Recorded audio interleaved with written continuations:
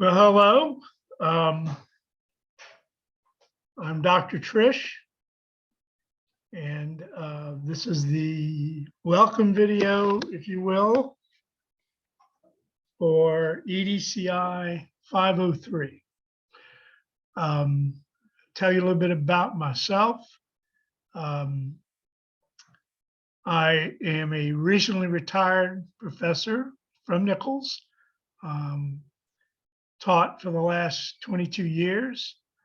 I've taught this course for much of that time, along with other graduate courses. I also taught some undergraduate courses. I was the social studies advisor. So I am coming back this summer to do some adjunct work to help out the faculty in the department. And to get back into it a little bit. And I have some grad students that I'm trying to help finish this summer. So that's why I'm teaching. And whether I teach in the fall, we'll see. So my area of expertise, if you will, is curriculum. I'm technically a curriculum theorist, although that's not really, that term theorist isn't really used a lot anymore. But it was well into the 2000s, but that's kind of been subsumed into some other areas. What I do my research in has been history, as well as the philosophy of education. And in fact, you'll read one of my articles that deal with both this summer. So in fact, I will share the screen and let you see the outline. Okay, so you have the syllabus as part of the email that I'm sending you this video in, because I do not have Moodle available as yet. Hopefully I will have it by Tuesday. My paperwork for hiring as an adjunct really just went in yesterday. I do have access to the course on Banner. So I have your emails, and that's how I'm emailing you this. Right now we have 5 in the class. I was told we would have 7. I don't know if we'll have any more or not by, midweek next week. We'll see. Sometimes that happens. Excuse me. This course is taught as an asynchronous online course, and basically what that means is we have no live meetings. Everything is through pretty much Moodle, and I use videos to discuss some of the readings and some concepts.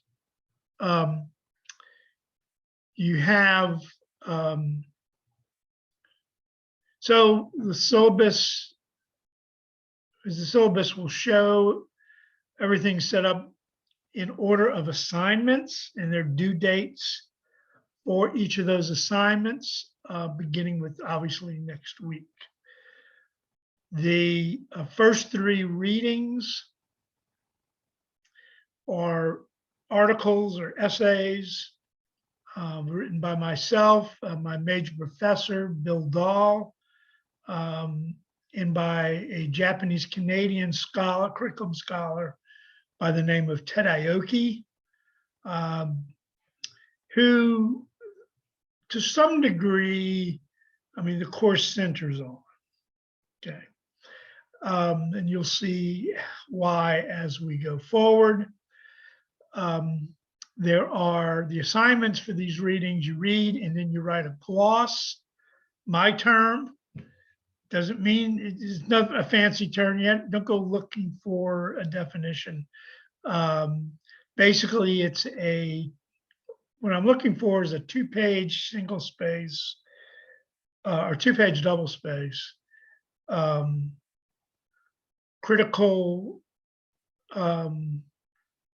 analysis of each of the readings. Actually, with IOQ, there are 2 readings, one dealing with the development of classroom curriculum and the other dealing with the development and evaluation of school curriculum. And so you'll combine those into a single gloss, however you want to do that. As I said, I wrote the Harvey piece. That's a piece that talks about a guy named Gabriel Harvey, who's a 16th century arts master at the University of Cambridge. I think you'll find some things interesting about Harvey.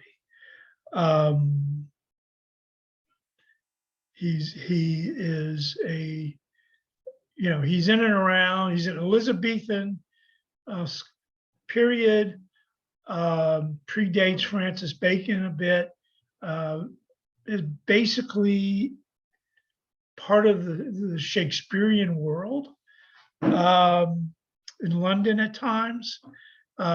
He's often seen as a failure because he never achieves his goals outside of being a scholar. And yet he provides some very interesting literature. Folks in the English literature may or may not know about him, or may or know something about some of his literary enemies. He's also wrapped up to some degree in the Shakespeare. Did Shakespeare write this controversy? Supposedly he wrote some of there's an argument that he wrote some of the plays. I don't get into that. And as far as I know, Shakespeare did everything. So I think you find that have been interesting. And I also talk about some other things.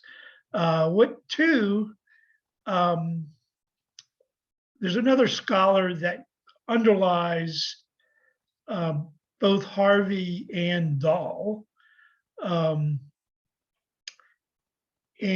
are 2 scholars, actually. One of those is John Dewey, where I bring Dewey into the Harvey piece, and Dahl will talk about John Dewey a little bit in his piece, his article. And by the way, Bill Dahl passed away about 3 years ago, so he's no longer with us either. The other is a guy named Alfred North Whitehead, which I bring into the Harvey article, and then Dahl talks about a great deal in his piece. So you're getting, I've often thought about having students write about Whitehead from these 2 perspectives, but I decide not. So, but he is somebody to pay attention to as I introduce him. I introduce Dahl as well in the Harvey piece. And, all these people are available online to see some bio, Wikipedia, whatever. So, those glosses are submitted via watermark via, but it's through your Moodle account. Okay, you'll have a button to click on to submit these glosses once we get Moodle. And I would say if Moodle takes some time beyond the due date, just hang on to it, and I'm sure it'll be available shortly after. There are 2 books, so you need to get these books in. The first one is by James Paul G. G is a science educator, science education scholar. He wrote this book, What Video Games Have to Teach Us About Learning and Literacy, while watching his son play video games. particularly Lara Croft, for those who are familiar. I'm familiar with it. I've never played that game. But he points out through this piece that there are curriculum connections, and actually argues that game developers do a better job developing curriculum than educators do, because their purposes are different. There are also a set of videos that you can watch as well, but you need to read the book to answer the discussion board questions. Okay, so the two books have discussion questions that are set up in Moodle for you to respond to, and to respond to each other. The second book, which is the second half of June, G is the first half, but I wouldn't wait. I'd go ahead and get it. It unfortunately will be a little bit more expensive. The other thing is there may be people, particularly the K-12 folks that are in the class, from colleagues that that have taken the course, whether they were in leadership or secondary or elementary, masters in secondary or elementary. They may have the books and it may be passed around. So, but the G book you can purchase through abooks.com. You see the link down at the bottom, but it's also on the syllabus. And you probably can get the book for under $5. It's a fairly popular book out in the world, and any edition works. So if you get an edition from the 1990s, that'll work. You don't need to get the latest. So the older the edition, the older the book, the better, the cheaper the book will probably be. And and I would argue for the classroom teachers, it may be something you want to, with our focus on technologies, because it does talk a little bit about the use of technologies indirectly in classrooms, and so you may want to think about that. The Jardine Ferzan Clifford book, Curriculum in Abundance, I've been using too I've used both these books for over 10 years. There may be some of these around. It's a more expensive book. There are used copies, and probably can get one rental, through the bookstore. Although again, it's a nice book to have, particularly if you think at some point you'll be involved in curriculum development. Because it talks about curriculum and the concept of abundance, rather than this idea of curriculum as scarcity, which is roughly tied to high stakes testing and things like prescriptive curriculum, prescriptive lessons. Okay. So get the books in as soon as you can. G, in the first 2 weeks, Curriculum in Abundance in the second 2 weeks. There are two projects. There's a curriculum vision. This is the simpler of the two. There's guidelines. You respond to four statements. They ask you to talk about a vision of curriculum that you have. And then the curriculum project, it's a curriculum evaluation project. It's tied to the concept of curriculum compacting. You unpack by way of analysis. And basically, we used to unpack curricula. Now we unpack standards. So you may do some of this already. I've been teaching this, again, as I said, over 10 years. People may very well apply some of this. School leaders may very well apply some of this. But it helps. It's a way to think about curriculum and making it your own if you haven't done that. And if nothing else, you do that, it refreshes those concepts. and reinforces why you do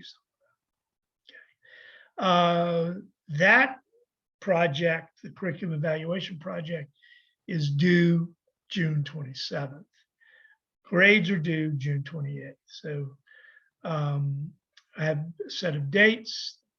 Please try to stay as close to those dates as possible, primarily because if you wait till the last week, then your work will suffer and you won't do as well in this course. Okay.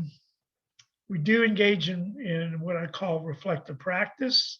I've raised questions, both with the readings and my discussion, to get you to think about things, to think critically, if you will.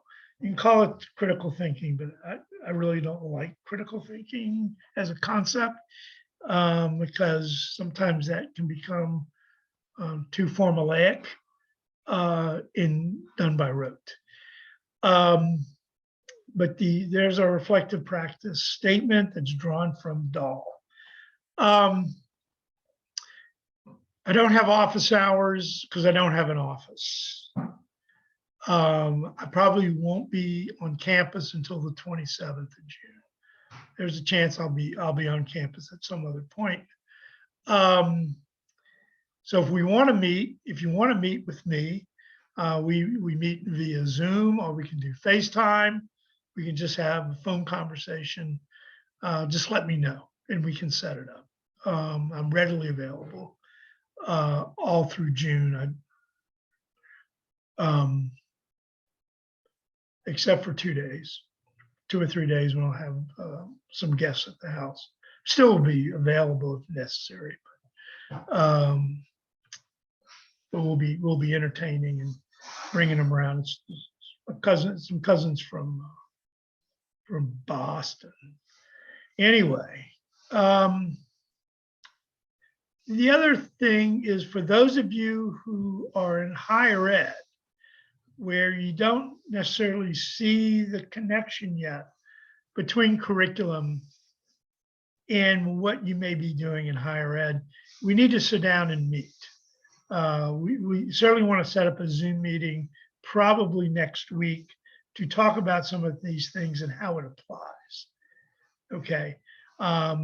Your analysis of the readings should come from your own experience, and everybody has, probably 12, 13, 17 to 18 years of school experience, whether it's kindergarten, first, second, third, middle, high school, university. So you can draw from that. Those of you who aren't classroom teachers, you may be old enough to have kids in schools today. That is certainly an experience. You have your own workplace. I don't know if I have any coaches this summer. I do sometimes in the summer. Your coaching is teaching. That's certainly as a former coach, that's the way I saw what I did. We may have a trainer or two, physio, and certainly you're involved in teaching athletes about their bodies and how to take care of them. So all that's connected to what we do. I'll tell you this much about curriculum. There will be a video about curriculum. It's probably, once Moodle hits, it's probably already up there. Most of what we think about in terms of curriculum is the school curriculum, which is everything that happens in and around school. It's even more expansive than the classroom as the school curriculum. But there's also everything that impacts the school and impacts schooling, as unfortunately the events in Uvalde, Texas has showed us. And so that is now part of the curriculum. and all that discussion around keeping schools safe. So not that we'll necessarily get into any of that. So what happens in society has a symbiotic relationship to what happens in schools. And that's the other part of curriculum that we deal with. And I deal with that from a historical, philosophical perspective as well. So if, and again, if something confuses you or uncertain, don't sit and dwell on it. Email me. If there's an emergency, you may text me. My cell phone number is on the syllabus, but I prefer that because if you text me, please give me your name and where you're, the course, okay? Because I just, don't, if I just get a random email, I can tell it's about something, but I'm not sure. But I prefer email. And that's, I used to give out my personal email, but that's back in the day when the Nichols email was iffy at times.